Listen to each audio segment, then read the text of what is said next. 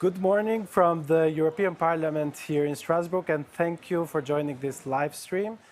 I'm Robert Hushi from the social media team.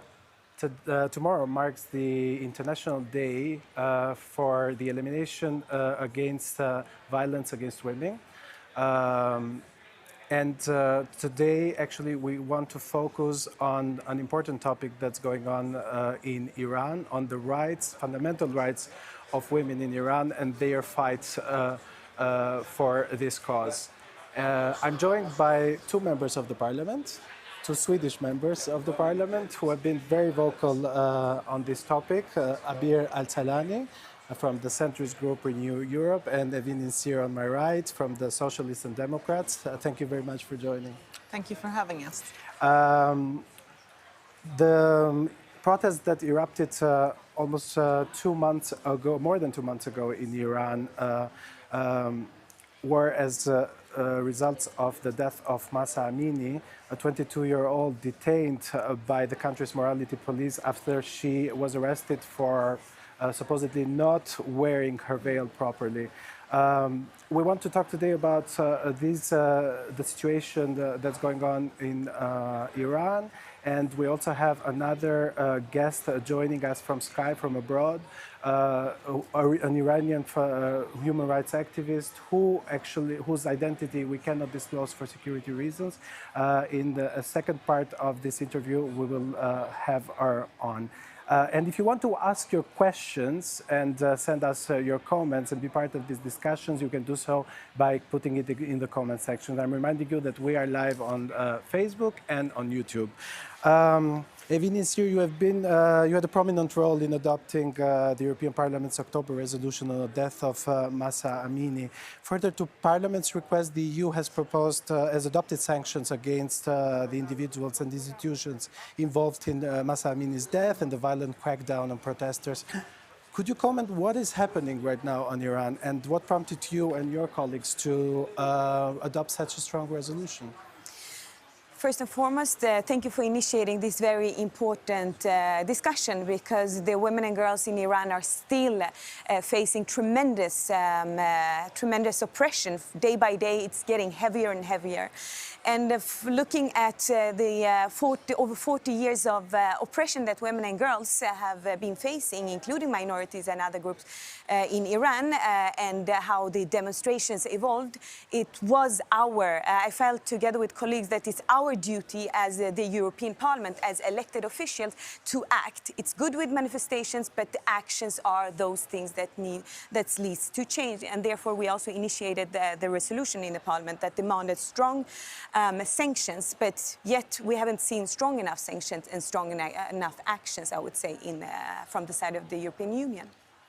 Abir Al-Sahlani, you have recently been in the world's media attention for a very symbolic gesture here in the Parliament, expressing solidarity with the Iranian women by cutting your hair in the chamber. Why did you do this gesture, and what did it mean to you at the time? And who did you want your message to be heard by? Thank you for having us, and welcome to all the viewers. Welcome to the Parliament. Well, to be honest, I think I'm not alone when I say that there is a frustration that is growing by the day because of the absence of global leadership that is clear on the fight for human rights, for what is decent, for what is right, for democracy, for rule of law. The international community is actually lacking behind, and its passiveness when it comes to the fight for human rights, for democracy, for freedom. That absence is creating this frustration. And 2 weeks after the killing of Mahsa Amini, the General Assembly of the UN gathered in New York, and only one of the global leaders there dared to mention Iran, but didn't mention Mahsa's killings. So, I mean, there has been a frustration that was growing by the day by this total absence of referral to what was going on in Iran at that time and still going on. And then I was sitting in the plenary, and the High Representative for Foreign Affairs, Mr. Joseph Borrell, was just mumbling out a press release that, with speaking points, and I couldn't take it anymore. I was so furious because if there is something that we can do, if there is something that we can support when it comes to women taking to the street, shouting at the top of their lungs, calling for freedom and basic human rights, with the highest price that they are paying their lives, and we just mumble press releases, it's not good enough for the only union of democracies in the world. So that's why I needed to show these women in Iran that their voices were heard, that their demands for basic human rights were echoed in this very chamber. Evin Incir, you've been involved also in legislative work of the parliament for eliminating violence against women. Can you tell us more about this work, and what does it, how important is it for you as a member of the European Parliament to not only promote the fundamental rights of women here in Europe, but also outside of it? Yes, I'm a co-rapporteur together with another colleague on the European Union's first ever holistic legislation on combating gender-based violence within the European Union. But for centuries after centuries, for decades after decades, year after year, women in the European Union, women beyond our borders, have and are facing oppression. We are facing oppression during peace times, we are facing oppression during war times, and the gender-based violence that exists in all societies, in all countries, all across the world, needs to come to an end. And as a woman myself, and as a young girl also previously, I saw very well how there was difference between, when growing up, between boys and girls. And today I see the big differences between women and men. Women are in practice second-class citizens within the European Union even, because we are being treated as if our voices doesn't matter. There is a lack of representation. There is huge violence against women in our societies. And we see also in oppressing regimes, for example, in Iran, how one of the first things dictators and oppressors does is to target women and girls. We also see it in the case of Ukraine, for example, how the Russian military soldiers use sexual violence as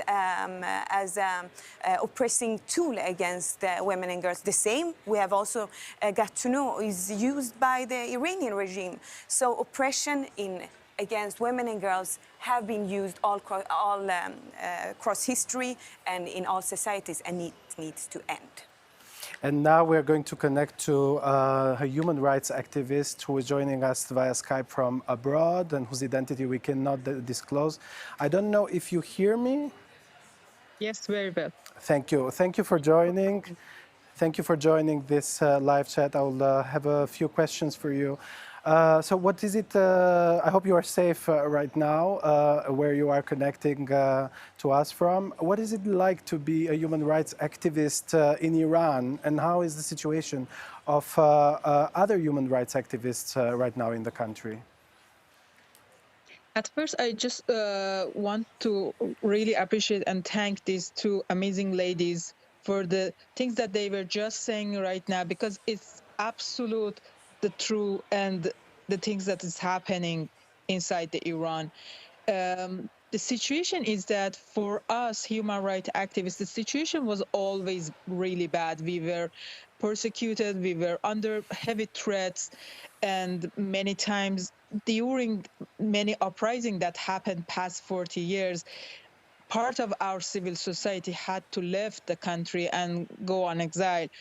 This time, the situation was like the country was sort of exploding, but in one good side, all these works of especially women rights activists cause a sort of awareness among the young people that they, like, I'm so proud of this uprising, and if, let's say, call it revolution, that the slogan is woman life freedom, because it's getting paid off, like all those difficult years that for simple rights you have to go to long-term prison, or you have to left your family, be a refugee.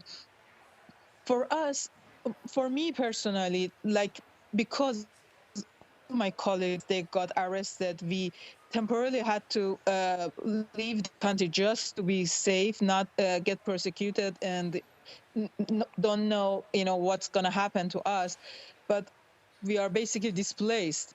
We cannot go back. And this is such a, big burden for the many activists that they are sort of outside of the country. They are still so much connected with the ground, and they just want to raise the voice of Iranian people and Iranian women, that we are in such an emergency situation that, today it's even late. Every second, every minute, people are under torture, people are getting killed. So I really like one of your MPs. They were saying that, uh, like, we need action just right now. It is really important. How are you helping other women from outside the country where you are now, people who are still in the country and still fighting in the streets of Iran? Or The can thing you is even, that how difficult is it, or how easy it is, how are you right now supporting them? uh, I want to know for about your my challenges. Yeah, for my specific case, one of the main case that I was working, it was through women's right in a sport. So now with this like whole Qatar World Cup, it's a really, good time to again raise awareness about the massive human rights violation going on.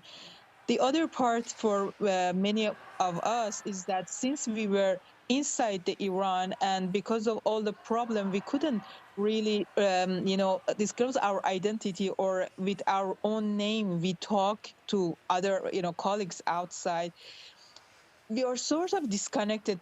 One of the things that these days we are doing a lot is that to get united together, because let's say women right and violation against women all around the world sort of is the same. Like, we are fighting one cause, which is the women's right and our dignity. We are all really united, and we should be united more. Thank you. Finally, what is your message to not only to the two members of the parliament I have here who have been fighting to promote or to be the voice of the women of Iran here in the parliament, but also to other EU leaders? I'm so confident, at least these two brilliant ladies, they're gonna bring our voice to there, because your gesture, your words, you cannot imagine like how many people even cried when you cut your hair, when we hear your voice. This is like beyond, because it's been so many years that we are trying to say, like, we are dying here, please help us, support us. But unfortunately, politicians prefer, let me say, cisgender male politicians prefer to shake hands together, and we were always get silence. And they said, like, it is your culture, you should respect your this is not our culture. Women right, it's not, it's our red line. We don't let you, pass this, and we will raise our voices. I just want everyone know that we are in such like, remember SOS, we are in that situation, and we need immediate help to just not more people getting killed. The amount of people in these 2 months got killed, it is more than many recent wars that happened in our region, or in general. So we have to be really careful, because when you lose a generation, it happens to us. 2009 it happened to us, 2019 it happened to us. Then we, like, that much go down to the sorrow and like a darkness that we cannot go out, really. Please just help us. Thank you, and thank you for joining us, and please stay safe. Now I'll have my guest here in the studio comment on your message. Thank you. Thank you. I want to have your comments first. Well, I mean, What we just heard. there are a couple of things that I would like to mention. One of them is that I know that maybe the regime won't change tomorrow, but I know that Iran is not going back to the day prior to the killings of Mahsa Amini. Iran has changed fundamentally forever. And it is thanks to the fight, the revolution of these women. And when these women in Iran, these brave, courageous women in Iran took to the streets, shouting for their freedom, for basic human rights, for rule of law, for democracy, what they did is showcase the lack of global leadership on one hand, but also how we have been neglecting the fight of women. Because whenever men take to the street and fight for freedom, then it's totally different thing. But when women do that, we do not acknowledge it in the same way. And that is so fundamentally wrong. My third point that I want to make is it is like if the international community is just waiting for this revolution to self-die. We are not betting that they are going to win. And that makes me furious. That makes me crazy furious. Why are we not supporting them enough so they can win this revolution? Because people in Iran deserve basic human rights, they deserve democracy, they deserve freedom. I mean, why aren't we acting more? I'm happy that the foreign ministers came to a decision to introduce that package of sanctions. That's very good. But now we need to act even more resolute. Now we need also to show support for the inside. I mean, yes, 2 days ago, I was on Twitter Space with the liberal think tank, and people were saying that the injured protesters do not dare to go to the hospitals because then they take them to the police. So they are in dire need of medical supplies because there are doctors who are good enough, who are human enough to support them with medical assistance, but then they don't have any supplies. So we need to find these channels so we can actively support the protesters. And we really need to have a solution for the internet blockage, so the people there, the protesters, the activists, can coordinate their actions. Because one of the things that I have been hearing is that, you know, it's not a coordinated thing that is going on in Iran. Well, they are not allowed to be coordinated because the regime has blocked the internet. And one last remark is that this revolution has to be inclusive. And we have to address also the issues of LGBTI community. We have to talk about the Kurds that have been, massacred now in Mahabat. We have to talk also about the minorities. And you cannot have a fight. Of course, we stay united, but having an inclusive fight and an inclusive narrative will create a better democracy ahead. Evin Incir, first I want you to comment on what the human rights defender guest just said, but also what are you expecting? You called it, you both called it a feminist revolution. Why is it different this time? The message from the human rights defender was, of course, very emotional, and it also really once again highlighted the importance of actions by the international community. But I would also say that the lack of action is as simple as this, that if we look at who are the heads of states, who are the decision makers in general, because me and Abir are not the main rule, unfortunately, most of them are men in a power position, lacking the perspective of the oppression that women and girls are facing today, have been facing all through the history, and the same goes all across the world. And that, I would say, is one of the biggest reasons of why there is a lack of action. And when it comes to the situation in the country, yes, it is a feminist revolution because it's a woman and girl-led. Even girls in the age of 6, 7, 8 is taking on the streets, really showing the courage that many of us here in this parliament do not dare to show. And shouting, women, life, freedom. I also want to remind of the slogan of woman, life, freedom, where it comes from. It comes from the Kurdish slogan, Jin Jian Azadi, it actually started in the area where I was myself grown up in the northern part of Kurdistan or southeastern Turkey. And it walked to the Syrian parts where the PYD, YPG, YPJ Kurdish forces fought against ISIS under the slogan of Jin Jian Azadi. And it walked over to the Iranian part also, in the Kurdish part and then whole Iran. And now we are hearing everybody shout it all across the world. So I totally agree with Abir also that mentioned the issue of democracy, that the fight for gender equality needs to also be inclusive, and it also needs to encompasses the fight for LGBTQI rights, the minorities, and so on and so forth. The feminist revolution is a part of a long, ongoing democratic revolution in the country that needs our support. Thank you. What impact are you expecting on these sanctions by the EU? Well, I do hope that we don't stop there, because the death makers, or the so-called lawmakers in Iran, just urged the government to execute all the detained protesters. And I do hope that we impose sanctions on these death makers and their families, because we know that many of the people in the regime of the mullahs are having their families outside and their assets outside of Iran. And that cannot continue. We have to starve the regime in Iran. This is what we need to do. So the impact of the sanctions, I do hope it's starvation of the money. And we know also that the Revolutionary Guard is the institution in Iran that is controlling the money.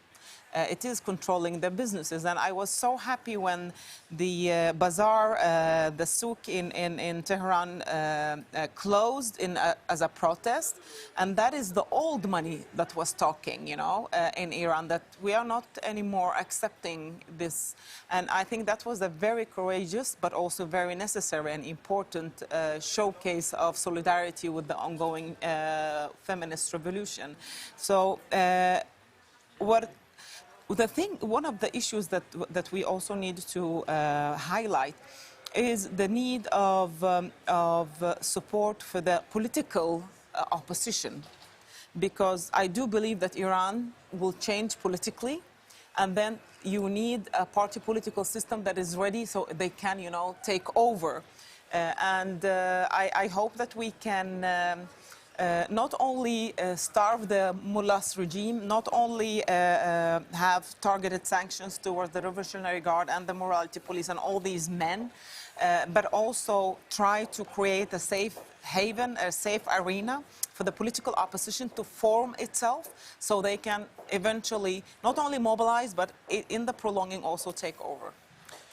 Evin, do you believe that this parliament and the EU institutions and EU governments can help not only the political opposition, but drive progress in Iran?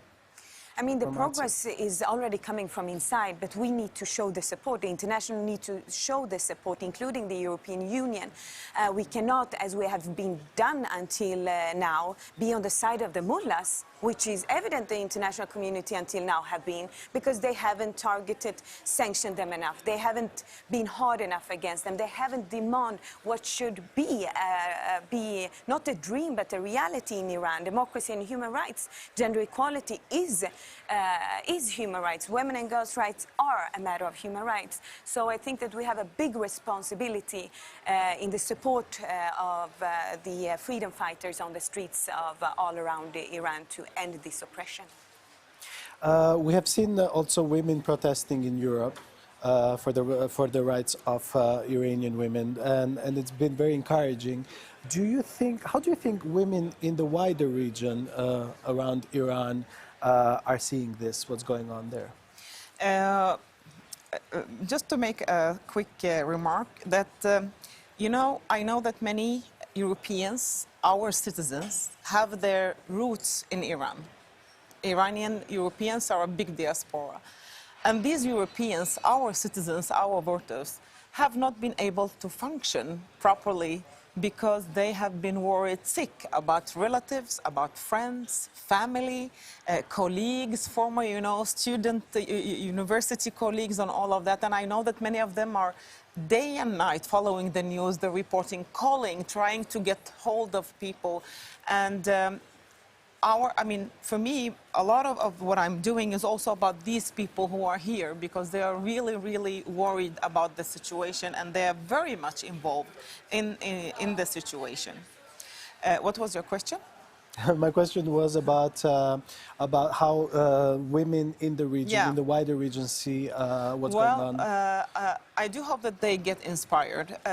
One worrying aspect has been the perception that we are attacking a religion. No, we are not. We are attacking a political system.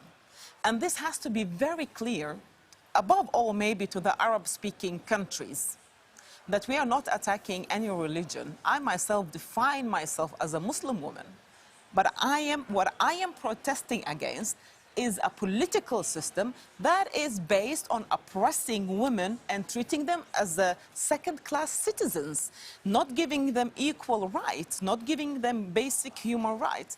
And if there is anything that you should be supporting in your life, is actually the fight for equality, the fight for human rights. That's basically it. And I hope that we don't forget the situation also in Afghanistan and the imposed gender apartheid by the Taliban, because these women are also in dire need of support, where they have been erased from the face of their country, from the face of earth, treated like air, treated like nothing. So I hope that we can manage to keep up the fight and keep up the support for all these women around this area, because they really deserve human rights. They deserve to live in democracies, and they deserve to live in freedom, and it is their demand. Do you think women in the region can find hope in what is going on in Iran today? I not only think that they can find hope, they find hope in what is happening right now in Iran. Women all across the Middle East, just look at also the revolutions for 2010, 2011 in Middle East and North Africa, where women actually were in the front of the revolution. However, when the revolution ended, it was the men that took the power. So we need to continue supporting these women all across Middle East, North Africa, and also globally.